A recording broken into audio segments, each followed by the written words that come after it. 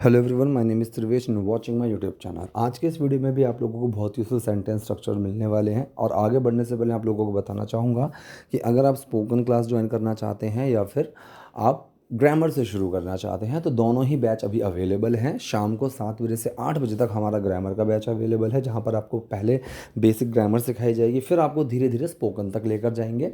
और सेकेंड 8 बजे से 11 बजे तक बैच अवेलेबल है, जहाँ पर हम स्पोकन प्रैक्टिस करते हैं और थोड़ा मॉडर्न ग्रामर के टॉपिक्स, एडवांस ग्रामर के टॉपिक हम उनको सीखते हैं। तो अगर आप ज्वाइन करना चाहते हो तो मेरा नंबर है 7303324695। इस नंबर पे आप मुझे व्हाट्सएप कर सकते हो।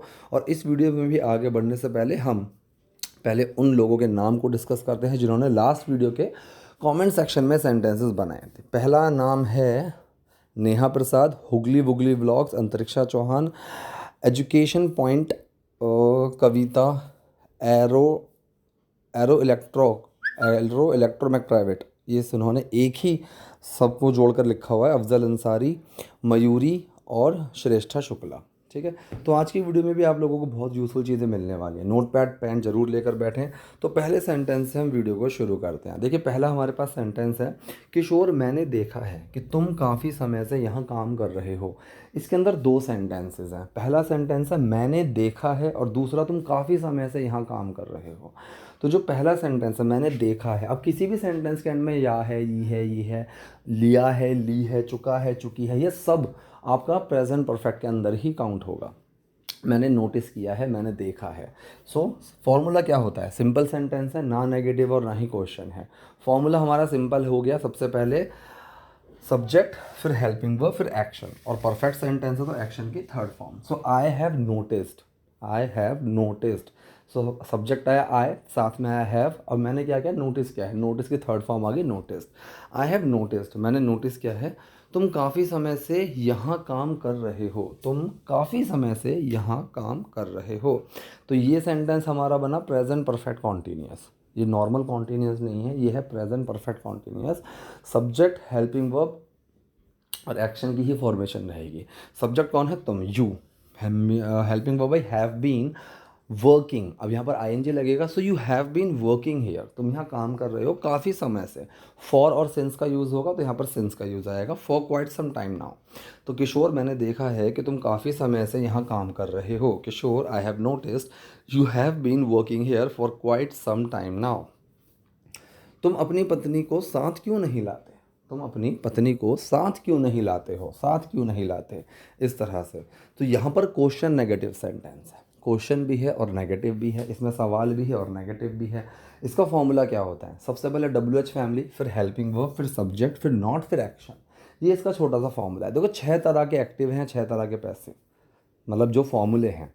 ठीक है, 6 फॉर्मूले एक्टिव के हैं, 6 फॉर्मूले पैसिव के हैं। ठीक, ये अगर आपको याद हो गए, समझ में आ गए, और अगर आप इन पे अमल करके आगे चलते हो, आपके एक्टिव और पैसिव में तो कोई प्रॉब्लम आएगी ही नहीं। आपकी सिर्फ वोकेबलरी की दिक्कत हो सकती है, मान सकता हूँ, लेकिन वैसे फॉर्मेशन में कोई दिक्कत नहीं आएगी। ठीक है, बाकी आपके कनेक्टर्स होते हैं, लिंकिंग वर्ड्स होते हैं, वो सारी चीज़ें होती हैं, उन सब चीज़ों पर हम धीरे धीरे काम करते रहेंगे। तुम अपनी पत्नी को साथ क्यों नहीं लाते? So why don't you bring your wife along. अब यहाँ पर एक है, यहाँ पर एक फ्रेजल वर्ब हमने यूज़ किया है, ब्रिंग अलॉन्ग। और देखो, सिर्फ ब्रिंग भी यूज़ कर सकते थे, सिर्फ गेट भी यूज़ कर सकते थे कि Y don't you bring your wife, या फिर Y don't you get your wife. ठीक है, लेकिन यहाँ पर अलॉन्ग लगाने का मतलब क्या होना? साथ, साथ लाने के लिए, कि तुम अपनी वाइफ को क्यों नहीं लाते, एक ये हो गया। तो तुम अपनी वाइफ को साथ क्यों नहीं लेकर आते हो, एक ये हो गया। तो यहाँ पर साथ लाने वाले सेंस के लिए हमने ब्रिंग अलॉन्ग, एक फ्रेजल वर्ब है जिसका हमने यूज़ किया है। तो सेंटेंस हुआ, तो उन बीवी को साथ क्यों नहीं लाते, why don't you bring your wife along. ये कह रहा है खैर मैडम, ये इतना आसान नहीं है। अब ये जो सेंटेंस है, ये इतना आसान नहीं है, ये कोई एक्शन का सेंटेंस नहीं है। ये सेंटेंस है हमारा स्टेट ऑफ बीइंग का सेंटेंस, जहाँ पर कोई कंडीशन होती है कि ऐसा है, वैसा है, आसान है, मुश्किल है, लंबा है, छोटा है, बड़ा है, मोटा है। इस तरीके से जो भी आप इसमें बोलेंगे कि भाई ये चीज़ दीवार सफ़ेद है, काली है, वो बहुत लंबा इंसान है, इस तरह से जब बात आती है, सिर्फ कंडीशन बताते हैं, तो ये इतना आसान नहीं है। So it's not that simple. ठीक है, well ma'am, it's not that simple. तो यहाँ पर जो इसका स्ट्रक्चर होता है, यहाँ पर ये किसकी बात कर रहे हैं, फिर मेन वर्ड या फिर हेल्पिंग वर्ब, फिर नॉट, फिर वो क्या है क्या नहीं है वो चीज़ आ जाएगी। सो इट, ये, फिर आया इज़, नॉट दैट ईजी या फिर दैट सिंपल। मेरी पत्नी काफ़ी अलग रहने वाली है। अब ये कह रहा है मेरी पत्नी काफ़ी अलग रहने वाली है। अलग रहने वाला मतलब क्या होता है? अलग रहने वाले का मतलब होता है कि रिजर्व्ड, जो थोड़ी कंजर्वेटिव से होते हैं, थोड़े रिजर्व से होते हैं, सबसे थोड़ा अलग अलग रहते हैं, ज़्यादा एक्सट्रोवर्ट ना हो। इसने उस तरीके से बोला। तो इस सेंटेंस के अंदर भी कोई एक्शन नहीं है, यहाँ पर भी सिर्फ कंडीशन बताई जा रही है कि वो कैसी है, वो मिलनसार है, नहीं है, इंट्रोवर्ट है, एक्सट्रोवर्ट है। तो यहाँ पर भी एक कंडीशन बताई जा रही है। तो इस सेंटेंस को भी हम ऐसे ही बनाएंगे कि माई वाइफ, सबसे पहले हम किसकी बात कर रहे हैं? My wife. फिर आया हेल्पिंग वर्ब इज, अब वो क्या है? रिजर्व्ड है। ठीक। काफ़ी वाले सेंस के लिए रैदर का यूज़ कर दिया। रैदर एक बहुत बड़ा टॉपिक है अपने आप में, ठीक है, तो इसके ऊपर ऐसे डिटेल में ही समझाना पड़ेगा जब समझाएंगे। तो मेरी पत्नी काफ़ी अलग रहने वाली है। My wife is rather reserved. My wife is rather reserved, कि मेरी जो वाइफ है वो काफ़ी अलग रहने वाली है और वो अपने आप को घर तक ही सीमित रखती है। और वो अपने आप को घर तक ही सीमित रखती है। इस सेंटेंस को भी बहुत ध्यान से देखो, ठीक है। अपने आप को वो कहीं सीमित रखती है। तो यहाँ पर जब किसी का नेचर किसी तरह का हो, किसी का नेचर में कोई चीज़ की तरफ झुकाव हो, कि उसका नेचर ही ऐसा है, तो वहाँ नेचर वाली चीज़ के लिए टेंड का यूज़ किया जाता है, ठीक है। He tends to be very aggressive, वो ना बहुत अग्रेसिव नेचर का है, ठीक। तो ऐसा प्रतीत होता है, ऐसा इसकी तरफ इसका झुकाव है, यहाँ पर इस तरफ से इसके अंदर ये चीज़ ज़्यादा है। So he tends to be very sensitive, he tends to be very aggressive, इस तरह से। सो वो अपने आप को घर तक ही सीमित रखती है। तो यहाँ पर भी डज छुपा हुआ है, प्रेजेंट इंडेफिनिट सेंटेंस है। She tends to keep herself at home, ठीक है। तो वो क्या अपनी नेचर को किस चीज़ की वो देती है, नेचर में क्या चीज़ को ज़्यादा रखती है वो? She tends to keep herself at home, वो अपने आप को ना घर पर ही ज़्यादा रखती है। वो मतलब ज़्यादा घर से निकलती नहीं है। ये कह रही है हम उस पर किसी ऐसी चीज़ के लिए दबाव नहीं डालना चाहते जो उसे पसंद ना हो, ठीक। इसके अंदर भी दो सेंटेंसेस हैं। पहला है हम उसके ऊपर दबाव नहीं डालना चाहते, ठीक है। प्रेजेंट इंडेफिनिट का नेगेटिव सेंटेंस है। सब्जेक्ट, हेल्पिंग वर्ब, नॉट और एक्शन। सिंपल एक नेगेटिव सेंटेंस है, इसका फॉर्मेशन यही होती है, पहले सब्जेक्ट, फिर हेल्पिंग वर्ब, फिर नॉट, फिर action. So we don't want to, जो एक्शन है यहाँ पर वो है चाहना। सो हम नहीं चाहते, वी डोंट वांट टू। अब क्या नहीं चाहते? उसको फोर्स करना, उस पर दबाव डालना। So we don't want to force her, हम उस पर दबाव नहीं डालना चाहते। किस चीज़ का? Into anything. तो we don't want to force her into anything, हम उस पर किसी ऐसी चीज़ में जाने का दबाव नहीं डालना चाहते। शी इज़ अनकंफर्टेबल विद, ठीक है। So we don't want to force her into anything she is comfortable with, कि जिसके साथ वो अनकंफर्टेबल है। अब यहाँ पर देखो, मैंने आपको कितनी बार बताया है कि विच, दैट का यूज़ करते हैं, फिर कुछ नहीं करते जिस और जो वाले सेंस के लिए। तो यहाँ पर उन्होंने वही चीज़ करी है, यहाँ पर इन्होंने कुछ यूज़ नहीं करा। चाहते तो विच और दैट का भी यहाँ पर यूज़ कर सकते थे। किस तरह से यूज़ करते? सेंटेंस कुछ ऐसा बन कर रहा था कि हम उस पर किसी ऐसी चीज़ के लिए दबाव नहीं डालना चाहते जो उसे पसंद ना हो, जिसे वो पसंद ना करती हो। So we don't want to force her into anything which she is uncomfortable with, which she doesn't like, ऐसे भी बना सकते हो प्रेजेंट इंडेफिनिट का negative. So which she doesn't like, which she is uncomfortable with, या फिर that she is uncomfortable with. और चाहो तीसरा होता है कुछ मत लगाओ, तो इन्होंने कुछ नहीं लगाया, इन्होंने इस तरीके से सेंटेंस बनाया है। तो हम उस पर किसी ऐसी चीज़ के लिए दबाव नहीं डालना चाहते जो उसे पसंद ना हो। We don't want to force her into anything she is uncomfortable with. हालांकि अगर वो कभी अपना मन बदलती है तो प्रस्ताव खुला है। अब इस सेंटेंस के अंदर एक चीज़ ध्यान से देखना, ठीक है। जो एंड में दो का यूज़ किया हुआ है ना, ये काफ़ी लोगों को कंफ्यूज कर देता है। कुछ इसमें कंफ्यूजन वाली बात नहीं है। अगर आप दो को शुरू में लगाना चाहो शुरू में लगा सकते हो, तब भी सेंटेंस बिल्कुल सही है। और लास्ट में लगाना चाहो लास्ट में लगा सकते हो, तब भी सेंटेंस बिल्कुल सही है। फ़र्क इतना है कि जब शुरू में लगा देते हैं थोड़ा सा वो कैजुअल होता है, और लास्ट में जब हम लगाते हैं तो वो शुरू में लगाना थोड़ा फॉर्मल होता है, और जब लास्ट में लगाते हैं वो थोड़ा सा कैजुअल बन जाता है, बस। बाकी और कोई ख़ासा इसमें फ़र्क नहीं होता है। हालांकि अगर वह कभी अपना मन बदलती है तो प्रस्ताव खुला है। ऑल दो, या फिर दो आप शुरू में भी लगा सकते हो। If she ever changes her mind, वो अपना अगर कभी मन बदलती है, तो मन बदलने के लिए मतलब दिमाग चेंज करने को ही इसमें बोलते हैं।